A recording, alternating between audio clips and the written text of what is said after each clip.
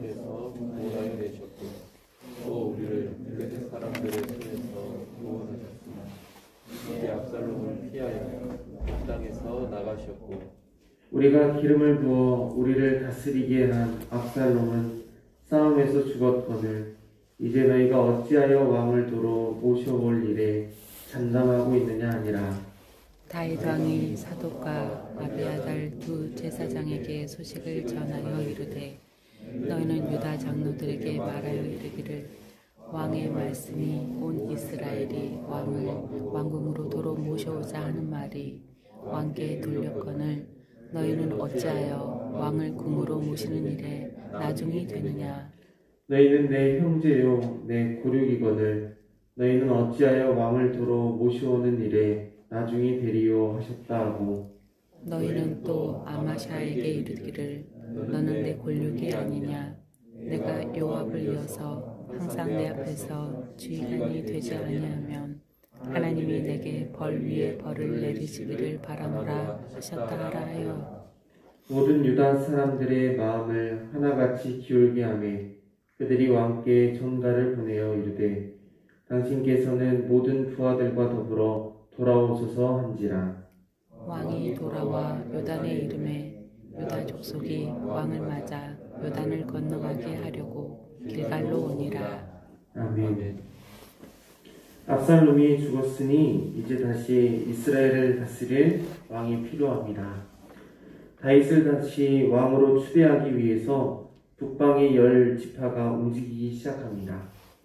또한 다윗은 제사장들을 유다 장로들에게 보내 적극적으로 왕을 모시라고 요청합니다. 오늘 본문을 통해 다윗을 다시 모셔올 궁리를 하는 이스라엘 백성들과 왕궁으로 돌아갈 준비를 하는 다윗을 통해 하나님이 기름 부어 세운 왕이 결국 이스라엘의 왕으로 세워지는 것을 본문 말씀을 통해 함께 나누기 원합니다. 먼저 8절부터 10절 말씀에서 다윗을 다시 모셔올 궁리를 하는 이스라엘 백성들의 이야기를 기록하고 있습니다. 전쟁이 끝난 후 압살롬의 군대는 완전히 해체되었고 이스라엘 군대들은 모두 흩어져서 각자 고향으로 돌아갔습니다. 이스라엘은 자신들이 세운 왕도 죽었고 군대도 없어져서 이제 아무런 힘이 없습니다. 10절 말씀을 함께 읽어보겠습니다. 오늘 본문 10절 말씀 함께 읽습니다. 우리가 기름을 부어 우리를 다스리게 한 압살롬은 싸움에서 죽었거늘 이제 너희가 어찌하여 왕을 도로 모셔오는 일을 잠잠하고 있느냐 하니라. 우리가 기름을 부어 우리를 다스리게 한 압살롬이라고 기록하는 것처럼 이스라엘의 왕은 하나님께서 기름 부어 세운 자만이 왕이 될 수 있었습니다. 하지만 이스라엘은 압살롬을 왕으로 세울 때 하나님의 뜻과는 전혀 상관없이 자신들의 뜻으로 압살롬에게 기름을 부었습니다. 이것은 자신들이 하나님의 뜻과 상관없이 기름 부은 압살롬의 왕위가 영원할 것이라고 잘못된 판단을 한 것입니다. 압살롬이 죽고 다윗의 힘과 능력이 여전히 건재한 것을 보고 이스라엘은 이제 궁지에 몰린 것입니다. 이스라엘이 단합하면 누구든지 왕으로 세울 수 있다는 오만함이 드러나는 순간이기도 합니다. 누구나 기름을 부으면 이스라엘이 왕이 되는 것이 아니라는 사실을 또한 알게 됩니다.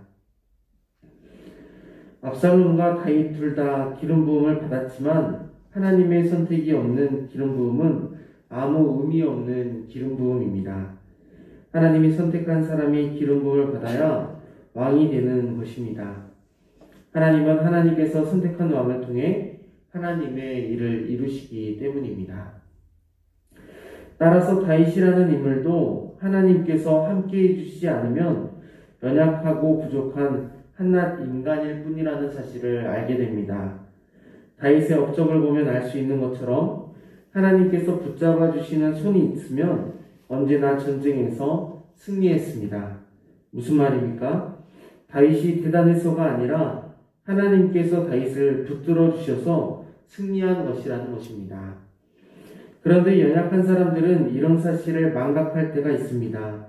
바로 오늘 본문의 이스라엘이 그랬습니다. 하나님의 뜻과 하나님의 나라, 하나님이 이루실 일에는 관심도 없고 이스라엘의 진정한 왕이 하나님이라는 사실도 잊어버렸습니다.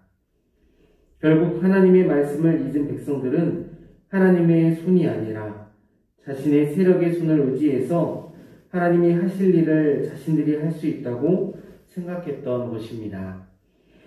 이스라엘이 처음부터 자신의 손을 의지했던 것은 아닙니다. 세력이 커지고 힘이 있어지고 할 수 있다고 여겨지기 시작할 때부터 하나님이 이스라엘의 왕 되심을 차츰차츰 잊어버리기 시작했습니다. 그래서 다윗을 다시 왕으로 모셔오는 과정에서도 서로 옥신각신하면서 이스라엘의 왕이신 하나님을 보는 것이 아니라 다윗의 전적을 보면서 서로 궁리하는 것입니다. 우리 또한 삶 속에서 이스라엘과 같은 그릇된 선택을 할 수가 있습니다. 왜냐, 하나님의 손을 의지하지 않는 인생은 연약하고 힘없는 한낱 인간에 불과하기 때문입니다. 우리가 하나님의 손을 의지하지 않는 순간은 언제입니까? 또한 우리가 우리의 힘으로 할 수 있다고 생각하는 것들은 무엇입니까? 만약 하나님의 손을 의지하지 않고도 인생이라는 전쟁에서 승리할 수 있다고 장담하는 순간이 있다면 그 순간이 바로 이스라엘이 하나님을 이스라엘의 왕이심을 망각하는 순간이 될 것입니다. 그러므로 성도된 우리 모두는 모든 순간 하나님을 의지하지 않는 일이 없도록 늘 깨어서 말씀에 붙드는 삶을 사는 저와 여러분들이 될 수 있기를 바랍니다. 이어서 11절부터 15절 말씀에 왕궁으로 돌아올 준비를 하는 다윗에 대해 기록하고 있습니다. 요압의 협박에 자식의 죽음을 마음에 묻고 다시 이스라엘 왕으로 돌아온 다윗은 다시 예루살렘으로 돌아갈 계획을 세웁니다. 다윗은 이스라엘 사람들이 자신을 다시 왕으로 세우려는 것을 알았습니다. 그래서 다윗은 예루살렘에 남아있는 사독과 아비아달에게 소식을 전하면서 유다 장로들에게 왜 너희들은 왕을 왕궁으로 모시는데 이스라엘보다 나중이 되느냐며 이렇게 말합니다. 유다 지파에게 적극적으로 왕을 모셔드리라고 말하는 것입니다. 유다 지파가 이렇게 다윗을 왕으로 모시는 것에 늦장을 부리는 이유가 있습니다. 그것은 바로 다윗의 혹시 모를 보복에 두려워했기 때문입니다. 유다는 다윗이 속한 지파입니다. 처음부터 다윗을 왕으로 섬긴 지파이고 다윗의 권력의 핵심 인물들이 유다 지파에 속해 있습니다. 그런데 이 유다 지파의 핵심 인물들인 유다 장로들이 다윗을 배반하고 압살롬을 왕으로 세운 사람들이기 때문에 다윗의 보복이 두려워 다시 왕으로 모셔드리는 것을 머뭇거렸던 것입니다. 다윗은 그런 유다의 장로들에게 나는 너희의 고륙 친척이라고 말하면서 자신을 다시 왕으로 섬기는 일에 지체하지 말라고 요청합니다. 다윗은 특별히 고륙 친척이라는 점을 강조합니다. 유다를 용서한다는 의미도 있고 한 핏줄이라는 것을 통해 내가 다시는 너희를 보복을 하지 않을 것이니 잘 지내보자는 의미로 해석할 수도 있습니다. 하지만 이것으로 유다가 안심하기는 어렵습니다. 그래서 다윗은 아비갈의 아들 아마사를 요압을 대신해 군대 장관이 되어달라고 말합니다. 오늘 본문 13절 말씀을 여러분들이 한번 읽어보십시오. 13절 읽습니다. 너희는 또 아마사에게 이르기를 너는 내 골육이 아니냐. 내가 요압을 이어서 항상 내 앞에서 지휘관이 되지 아니하면 하나님이 내게 벌 위에 벌을 내리시기를 바라노라 하셨다 하라 하여. 아멘. 다윗은 자신의 말이 진실하다는 것을 보여주기 위해 하나님의 이름으로 저주 맹세까지 합니다. 다윗이 이렇게까지 하는 이유는 유다와 전쟁을 피하고 또한 반란에 대한 죄를 묻지 않겠다고 하나님의 이름으로 확실하게 약속하는 것입니다. 이처럼 다윗은 큰 어려움 없이 다시 유다 사람들의 영접을 받으면서 예루살렘으로 귀환하게 됩니다. 다윗 자신의 힘과 능력을 의지했다면 이러한 환대는 상상할 수 없었을 일입니다. 15절 말씀처럼 다윗이 귀환하기 위해 요단을 건널 때 유다 사람들이 길갈에 모여서 다윗이 다시 돌아오는 것을 환영하고 있습니다. 15절 말씀도 우리 함께 읽어보겠습니다. 본문 15절 말씀 함께 읽습니다. 왕이 돌아와 요단에 이름에 유다 족속이 왕을 맞아 요단을 건너가게 하려고 길갈로 오니라. 아멘. 다윗은 반란을 일으켰던 유다 사람들을 용서하고 평화롭게 다시 왕의 자리로 복귀합니다. 다윗과 함께 하셨던 하나님이 아니었다면 이처럼 다윗이 다시 왕으로 복귀하는 일도 예루살렘 등으로 귀환하는 일도 불가능했을 것입니다. 하나님의 백성으로 부름받은 성도된 우리의 삶 속에서도 언제나 이러한 배신과 화해가 반복되는 인생을 살 수 있습니다. 그런데 중요한 것은 배신과 화해 속에 하나님이 함께 하시는가 함께 하시지 않는가에 있습니다. 하나님을 의지하는 인생은 결국 하나님이 허락하신 평화를 맛보게 될 것입니다. 하지만 하나님을 의지하지 않는 인생은 결국 피와 보복을 멈추지 못하고 압살롬과 압살롬의 군대처럼 멸망하고 말 것이기 때문입니다. 사랑하는 성도 여러분, 결국 역사의 주인은 하나님이십니다. 사람들이 자신의 뜻대로 엎치락 뒤치락 하는 것처럼 보이지만 결국 하나님은 하나님의 기름 부음을 받은 선택한 다윗을 통해 하나님의 나라를 세워가십니다. 성도된 우리들도 하나님의 말씀을 잊어버리면 이스라엘과 압살롬과 같이 그릇된 선택을 할 수 있다는 사실을 잊지 마시기 바랍니다.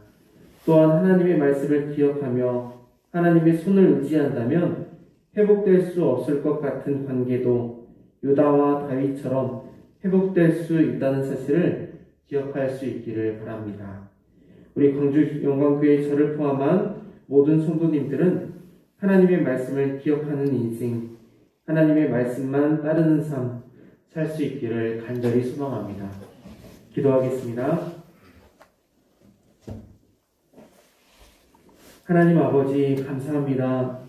부족하고 연약한 죄인된 우리들, 하나님의 붙드시는 손이 한순간만이라도 우리를 놓아버리면 없어질 나약한 인생들을 다시 한번 말씀으로 붙잡아 주셔서 감사합니다. 하나님을 의지하지 않고 지냈던 지난날의 삶을 회개하오니 용서하여 주시고 하나님 안에 늘 말씀을 기억하고 내 입에 있으며 내 입에 가까워 주야로 그것을 묵상하는 하나님의 택한 백성 되게 하여 주옵소서. 언제나 하나님께 소망이 있음을 알게 하시고 우리에게는 조금의 소망도 나올 수 없다는 사실을 철저히 깨닫게 하셔서 세상의 힘, 권력, 명예, 많은 무리들의 힘이 아닌 오직 하나님의 말씀만 의지하는 인생 되게 하여 주옵소서. 오늘도 주신 말씀 붙잡고 기도하며 기도의 자리로 나아갑니다. 하나님 아버지께서 우리를 붙잡아 주시고 오늘 하루도 주신 말씀 붙잡고 그 기도의 응답과 하나님의 뜻을 이루며 승리하게 하여 주옵소서. 이 모든 말씀 예수 그리스도의 이름으로 간절히 기도드렸습니다. 아멘. 하늘에 계신